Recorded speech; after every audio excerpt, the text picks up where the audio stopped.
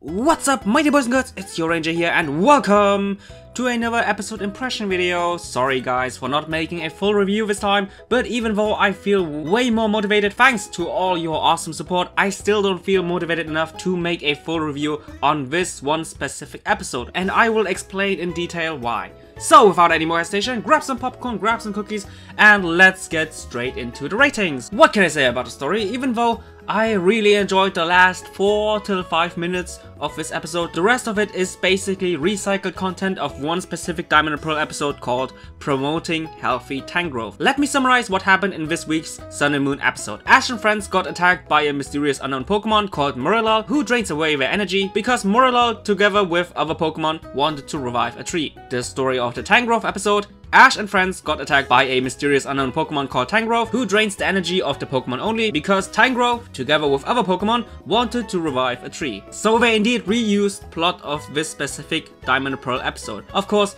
this is not the first time where they recycled plot from past episodes, because previous seasons have done that before, but in this week's adventure it was just so painfully obvious. From the concept of draining away energy until the end, where it has been revealed that it was all for the sake of the tree. Even the solution of Ash letting himself being drained while regaining energy by eating is also recycled, because in the Diamond and Pearl episode, Tangrowth also drained energy from Grottle, while Grottle also regained energy by using synthesis. The main difference between both episodes is that unlike Diamond and Pearl, the plot revolving the energy consuming Muralol has been ridiculed, because the writers also added the stipulation that every time their energy got drained, the group gets hungry and thin, and combining this ridiculous element with the already overly expressive faces makes the rather generic Diamond and Pearl plot more funny, I guess, or in short, more like Sun and Moon. Like I said in the beginning of the video, the last 4 to 5 minutes of beautiful bonding moments were absolutely awesome. For example, that moment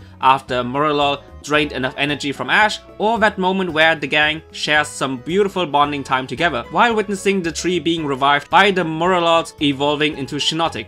And last but not least, that one awesome ET moment between Ash and Shiinotic. But since these beautiful moments were cramped in under 5 minutes, while the other 15 minutes were just recycled and ridiculed Diamond and Pearl plot, I will have to give this story a 4 out of 10. What can I say about the focus? Nothing special focus-wise, since the title is called Are You Going to Sleep in the Muralol Forest Too? Which indicates that this week's episode is the spooky and frightening kind of episode where the gang has to fear an unknown mystery, which scares the living crap out of them. And as a result of that, they have to find a way to solve the mystery. And like I said before, for the majority of the episode, the focus was all about the unknown fear and how to overcome the spooky Pokemon. So, with the title alone, you could already tell what kind of event it will be. So that's why 7 out of 10. Last but not least, animation and other things. Just like always, every time there is a below average kind of episode, both animation and the other special things always saves the day, thanks to the overly expressive and exaggerated faces and the fluent movement animation. I especially wanted to point out different fave things in this episode. For example, the cameo of Tetsuo Yajima, aka the guy who gave us XYZ, and again, this guy confirmed that the Ash Serena kiss was actually a kiss on the lips. So all hail this man. Another special thing is that we are seeing Lily's bag for the very first time, which indeed is the same bag which Nebby calls his home. So get in the fucking bag, Nebby! But highlight of the entire episode, and my personal fave, was of course that very short but emotional moment of the gang under the revived tree, with Ash connecting to Shiinotic just like E.T. before falling asleep once again because running gag.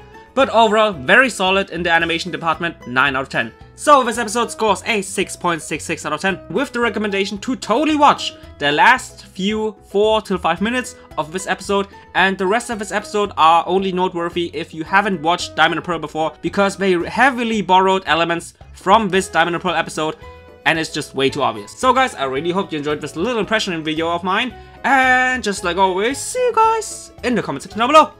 Bye guys!